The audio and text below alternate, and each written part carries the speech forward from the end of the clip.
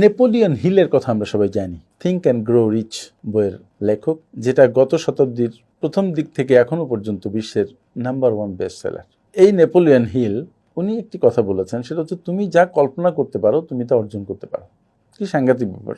যেমন মানুষ একসময় কল্পনা করেছিল সে চাঁদে যাবে, সে কিন্তু চাঁদে চলে গেছে। মানুষ এখন কল্পনা করছে আরো অন্যান্য গ্রহে যাবে, একসময় চলে যাবে, শুধু সময়ের ব্যাপার। আসলেই তুমি যা চিন্তা করো, তুমি যে কল্পনা করো, তুমি সেটা বাস্তবে ঘটাতে পারো, কিন্তু তার জন্য তোমার কাজ করতে হবে, এবং সেই কাজ করার জন্য তোমার ডেডিকেশন লাগবে, ভালোবাসা লাগবে, প্রস্তুতি লাগবে, কঠোর পরিশ্রম লাগবে। সেটাকে মাথায় রাখতে হবে এবং কাজ শুরু করতে হবে। তুমি যদি শুধু তোমার চাকরির বেতনে খুশি হও, তাহলে বড় কিছু হবে না, আর একটা ইনকাম সোর্স বের করার চেষ্টা মাথায় আসবে না।